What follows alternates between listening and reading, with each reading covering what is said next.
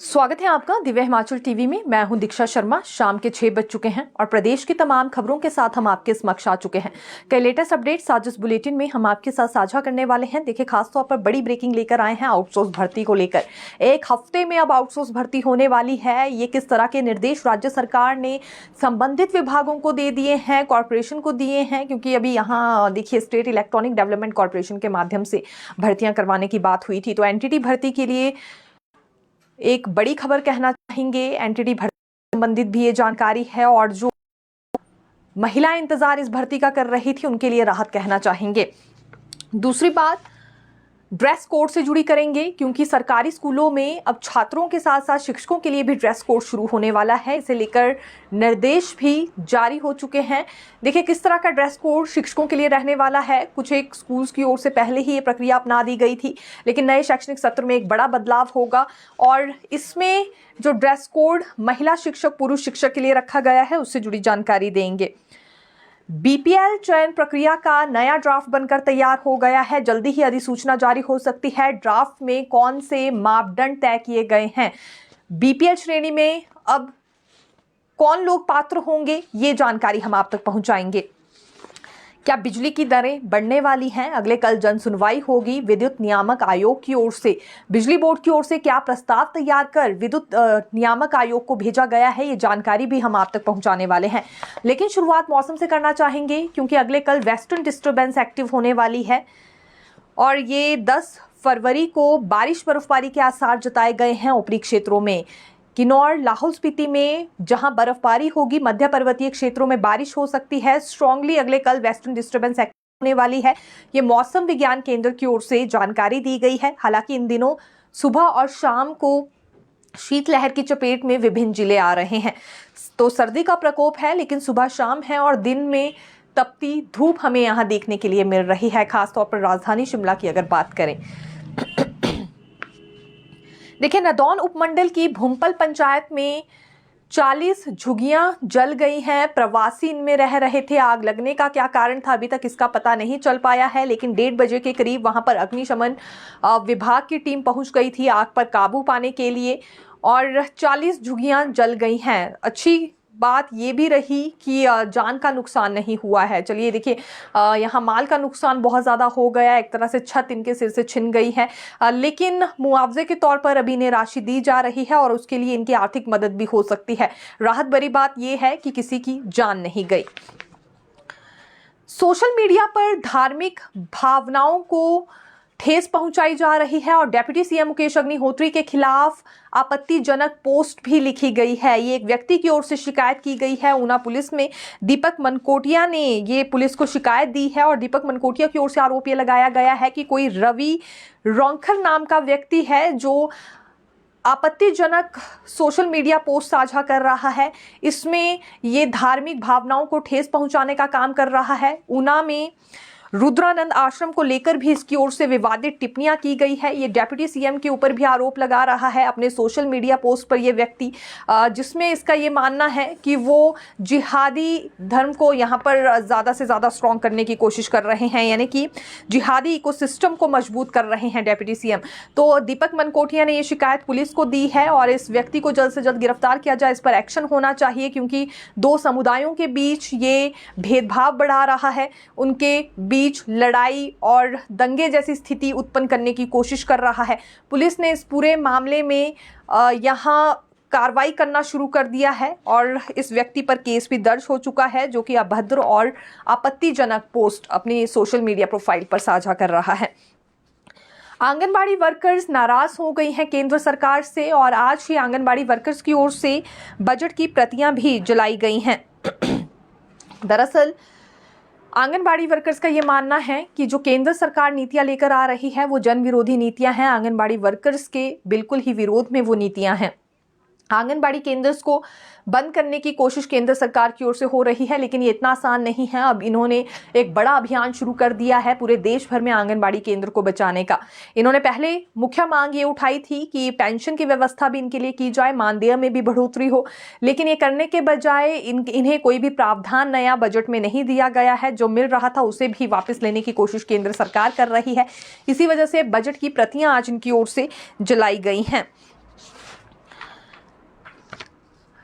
देखिए, चिट्टे पर सियासत हिमाचल प्रदेश में गर्मा गई है। पिछले कल हमने आपको एक बड़ी जानकारी दी थी जिसमें ये अपडेट सामने आई थी कि एसआईयू टीम में जो पुलिसकर्मी शामिल थे उनके घर पर भी छापेमारी हुई है। तकरीबन 9 ऐसे पुलिसकर्मियों के घर पे छापेमारी हुई जो कि खुद एसआईयू टीम में तैनात किए गए थे, एसआईयू टीम में शामिल किए गए थे ताकि नशा तस्करों पर शिकंजा कसा जाए। लेकिन पुलिस वालों के घर पर ही छापेमारी की गई। अब इस पूरे मामले में ऊना से पूर्व विधायक सतपाल रायजादा का ये कहना है कि ये हो ना हो भाजपा का और कुछ पुलिस अधिकारियों की ओर से षड्यंत्र रचा गया है। अन्य पुलिसकर्मियों का मनोबल गिराया जा रहा है। सुक्खू सरकार चाहती थी कि भंडाफोड़ पूरी तरह से नशा तस्करों का हो, इन पर शिकंजा कसा जाए, इसीलिए एसआईयू का गठन किया गया था। लेकिन एसआईयू टीम में शामिल पुलिसकर्मियों के घर पर छापे मारना ये कहां तक उचित है? इससे पुलिस का मनोबल गिराने की कोशिश की गई है और इस बात का वो विरोध करते हैं। पुलिस अधिकारियों को इस बात का जवाब देना चाहिए कि आखिरकार उनके पास क्या इनपुट थी जिसके आधार पर छापेमारी इन लोगों के घर पर की गई, और ऐसी कोई सूचना थी तो इनके घर से कुछ भी क्यों बरामद नहीं हुआ? क्या सिर्फ पुलिस कर्मियों को जलील करने की कोशिश और उनका मनोबल गिराने की ये कोशिश है? कहीं ऐसा तो नहीं है कि खुद पुलिस के कुछ अधिकारी और भाजपा के नेता नशा माफियों के साथ मिले हैं और ध्यान भटकाने की कोशिश कर रहे हैं उन पुलिस कर्मियों का जो कि ईमानदारी से अपना काम कर रहे थे नशा तस्करों को पकड़ने के लिए? अभी ये भी यहाँ सतपाल रायजादा की ओर से कहा गया है कि दिन व दिन कामयाबी पुलिस को मिल रही थी नशा माफियों को पकड़ने के लिए, लेकिन बीच में जो ये इंसिडेंट सामने आया है इससे पुलिस की कार्यप्रणाली पर भी सवाल उठे हैं, पुलिस कर्मियों पर भी सवाल उठे हैं जो दिन रात अपनी सेवाएं दे रहे थे नशा तस्करों को पकड़ने के लिए। तो मुख्यमंत्री सुखविंदर सिंह सुक्खू ये चाहते हैं कि हिमाचल प्रदेश नशा मुक्त हो सके, इसीलिए एसआईयू का गठन भी हुआ था। लेकिन कुछ बड़े पुलिस के अधिकारी और कुछ भाजपा नेता ये नहीं चाहते हैं, इसीलिए इस तरह के षड्यंत्र उनकी ओर से रचे जा रहे हैं।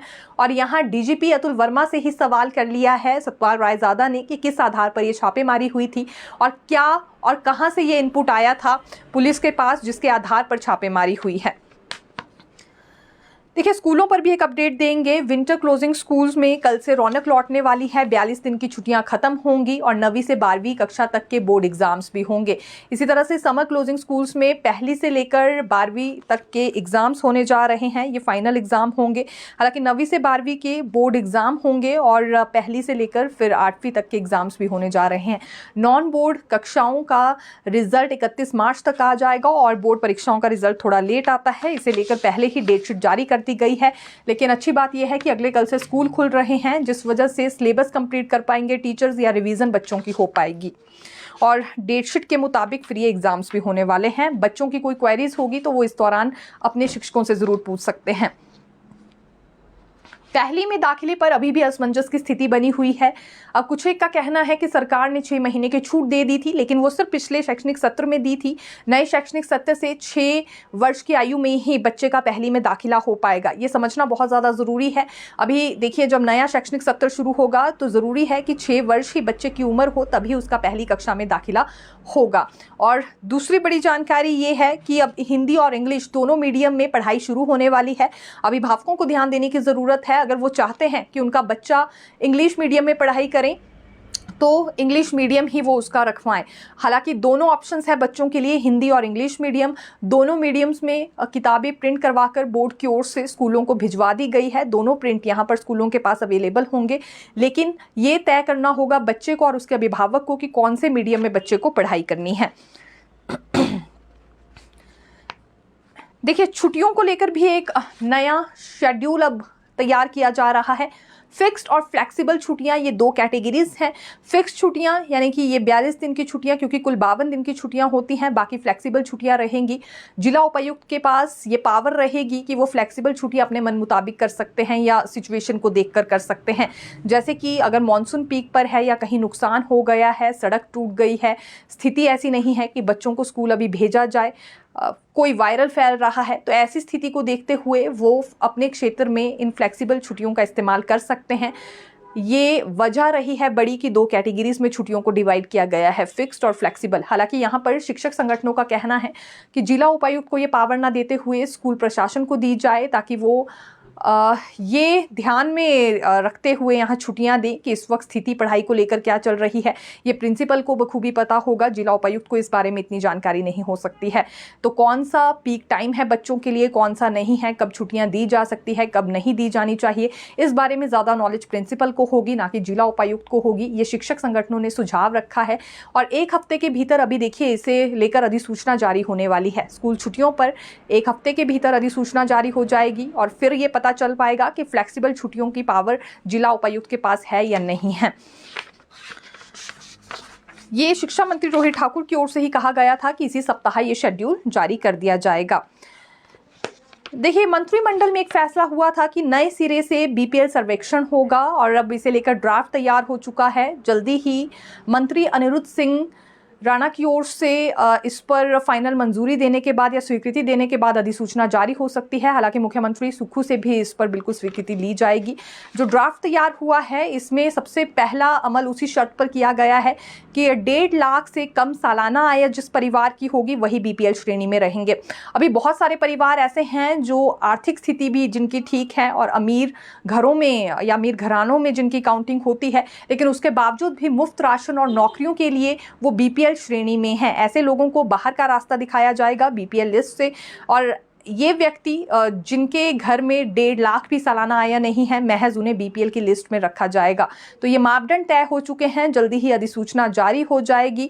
इसके अलावा ऐसे लोग जिन घरों में मुखिया विकलांग है या किसी बीमारी से ग्रस्त हैं, विधवाएं हैं, एकल नारी, दिव्यांग और जैसा कि हमने कहा गंभीर बीमारियों से पीड़ित जिन परिवारों के मुखिया हैं, उन्हें भी इस श्रेणी में शामिल किया जाएगा। तो नए सिरे से अब ये लिस्ट तैयार होने वाली है और ग्रामीण विकास एवं पंचायती राज विभाग की ओर से ये ड्राफ्ट तैयार हो चुका है। अब बड़ा सवाल देखिए आज का क्या है अगले कल के लिए कि क्या बिजली दरें बढ़ेंगी अगले कल, क्योंकि जन सुनवाई इसके लिए होने वाली है और ये विद्युत नियामक आयोग की ओर से जन सुनवाई होगी। बिजली बोर्ड ने अपना प्रस्ताव तैयार कर विद्युत नियामक आयोग को भेज दिया है और संशोधित प्रस्ताव भेजा है। हालांकि इसमें सबसे पहले बिजली बोर्ड से ये सवाल भी होगा कि आखिरकार एक दफ़ा फिर उन्होंने प्रस्ताव में संशोधन क्यों किया है। लेकिन राहत भरी खबर ये है कि सरकार के निर्देशों के बाद बिजली बोर्ड ने प्रस्ताव ये तैयार किया है कि घरेलू उपभोक्ताओं के लिए बिजली टैरिफ में कोई बढ़ोतरी नहीं होनी चाहिए। जो पहले से बिजली टैरिफ है उसे ही आगे भी लागू रखा जाए। लेकिन उद्योगों के लिए और इसके अलावा कमर्शियल बिजली यहाँ पर ज़रूर महंगी हो सकती है, इसमें ये दरें बढ़ा दी जा सकती है। संभावना बनी हुई है कमर्शियल और उद्योगों के लिए बिजली दरों के बढ़ने की। घरेलू उपभोक्ताओं में को लेकर कोई भी बढ़ोतरी अभी बिजली की नहीं होने वाली है, क्योंकि कुछ ऐसा ही प्रस्ताव बिजली बोर्ड की ओर से तैयार किया गया है। लेकिन अगले कल विद्युत नियामक आयोग की ओर से ही ये सभी बातें तय की जाएगी जन सुनवाई में। इसके लिए क्योंकि स्टेक होल्डर्स को भी बुलाया गया है और उनसे भी आपत्तियाँ ली जाएंगी। ठीक उसके बाद 31 मार्च तक ये बिजली टैरिफ को लेकर जानकारी या अधिसूचना जारी कर दी जाएगी आयोग की ओर से कि अब बिजली टैरिफ को लेकर आने वाले समय में क्या व्यवस्था रहेगी। उससे पहले स्टेक होल्डर से आपत्तियां ली जाएंगी, कई बार चर्चा होगी और फिर फाइनल डिसीजन होने वाला है। लेकिन अच्छी बात यह है कि घरेलू उपभोक्ताओं के लिए अभी प्रस्ताव यही दिया गया है कि कोई बिजली टैरिफ में बढ़ोतरी ना हो।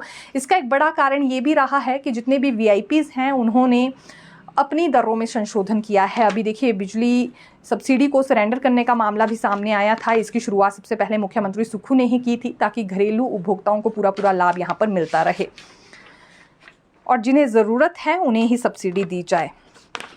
आउटसोर्स भर्ती पर बड़ी अपडेट सामने आई हैं।